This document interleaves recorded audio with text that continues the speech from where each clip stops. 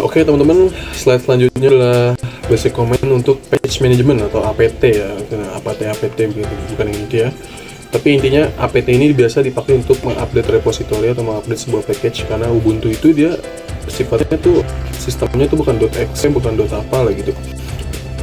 Kita installnya tuh ibaratnya Play Store-nya lah, atau Windows Microsoft Store-nya si Ubuntu itu adalah APT update. Command-nya pakai APT update, nanti langsung dia dilarikan ke repository, link repository itu yang digunakan server repository lah. Repository itu nanti berisi banyak tuh, ada seluruh package-package yang biasa digunakan untuk Ubuntu.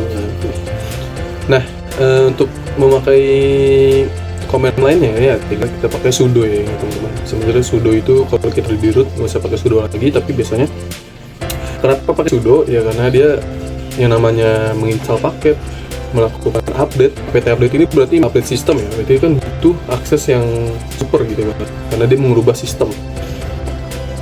Nah, selain untuk update repository, dia juga bisa untuk install package atau install ya, ibaratnya kalau misalkan kita di Windows seperti format .exe gitu, kalau di Android ada .apk, nah itu kita harus memakai apt install. Tapi kalau di Ubuntu itu ada nama filenya .deb atau .debian gitu. Terus kita juga bisa menghapus, kalau misalkan mau menghapus sebuah package atau sebuah fitur atau sebuah sistem yang kita install, aplikasi lah, kita harus pakai apt juga, bisa apt remove nama package-nya apa. Nah, soalnya kita praktekkan ya teman-teman. Jadi untuk apt ya, apt kita min help dulu seperti biasa untuk ngecek. Jadi apt adalah is a command package manager and provides command for searching and managing as well as querying information about packages. Nah, apt ini bekerja berdasarkan folder yang ada di folder apt. Jadi di etc itu kita ada namanya apt ya teman-teman. Kalau kita ls, di ini ada berisi banyak banget seluruh konfigurasi yang dipakai buat apt untuk berkomunikasi sama server luar gitu. Nah, apt ini bekerja kalau si Ubuntunya udah bisa ke internet. Gimana sih pastinya? Saya biasanya pastinya gini, ping 8.8.8. Kalau dia bisa, berarti bisa, karena dia kan nge-ping ke Google gitu. Nah, balik lagi ke folder apt. Di folder apt itu, yang mungkin yang buat sekarang yang bakal kita cek itu adalah di bagian source.list. Kalau kita cek source.list ini berisi seluruh link untuk melakukan apt ini ke repository server yang mana gitu.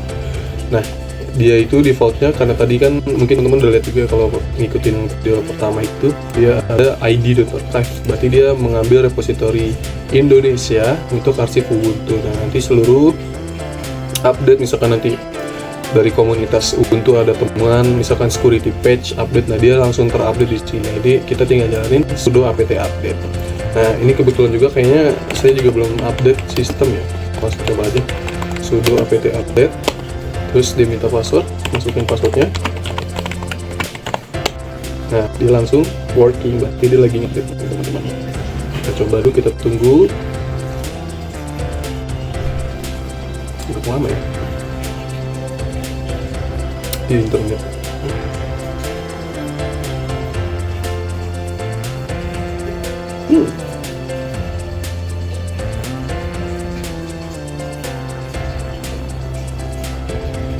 Jadi agak lama untuk pertama-tama.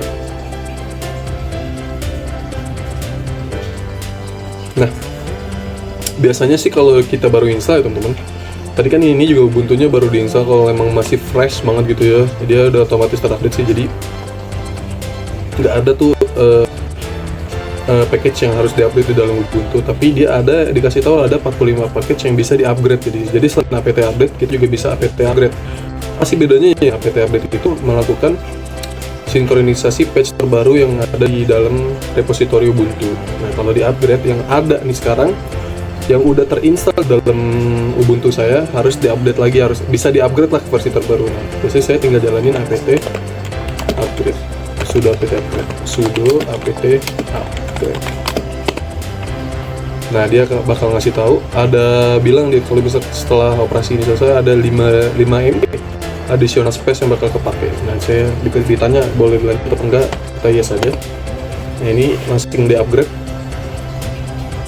seluruh package yang bisa terupgrade dalam Ubuntu saya.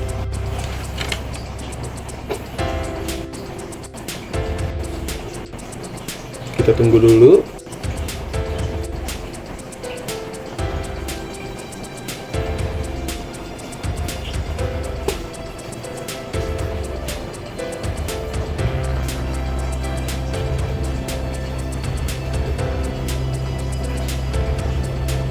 Kita tunggu dia banyak. Biasakan kalau misalkan kita mau install juga lakukan update sistem terlebih dahulu karena banyak. Kita tunggu sampai prosesnya selesai. Ini berarti mengupdate sistem.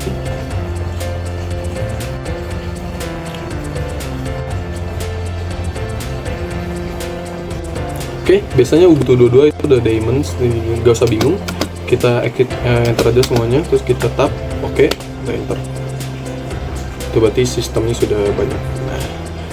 Nah, ini apt-nya sudah terselesai di update. Nah, biasanya saya untuk ngecek bener di sini udah update gitu ya. Saya tuh masuk ke folder cd var log, terus saya masukin apt, terus saya enter, saya ls -l, ada namanya history.log. Ini berarti ngasih tahu apa aja yang diupdate nih. Saya cat. Nah, ini jamnya ngaco teman-teman. Tapi ini proses yang baru saya lakuin tadi, apt upgrade yang requested by Faki, yang diupdate tuh yang diinstal ini semuanya. Dan dia selesai pada pukul ini. Waktunya ngaco ya teman-teman. Saya juga bingung kenapa ngaco ya. Untuk mengecek waktu itu date ya teman-teman. Sepertinya harus ada yang disesuaikan. Sekarang seharusnya saya di jam Windows saya itu pukul 21.31 teman-teman. Sebentar saya izin untuk update time-nya dulu ya teman. Oke, lanjut teman-teman. Jadi untuk kita mengubah waktu, tadi kan time-nya ngaco ya teman-teman. Nah, saya tuh tinggal jalanin proses yang namanya sudo time date ctl set time zone Asia Jakarta, kan saya di Jakarta teman-teman. Jadi tinggal kita enter, nanti kita bisa update, udah dia otomatis ngikutin jam yang sinkron. Sekarang 8:09 dia udah sesuai gitu. Oke, lanjut. Kita tadi lagi apt teman-teman. Nah, untuk apt itu tadi sudah ya, sudo apt update itu berarti kita melakukan update, terus ada upgrade untuk mengupgrade package-package yang udah ada. Sekarang kita langsung simulasi aja atau pelajaran. Kita coba untuk menginstal sebuah paket. Nanti kita coba untuk menggunakan bagaimana sih cara menginstal sebuah paket. Nah, saya coba untuk menggunakan paket yang kita install itu namanya Kousai.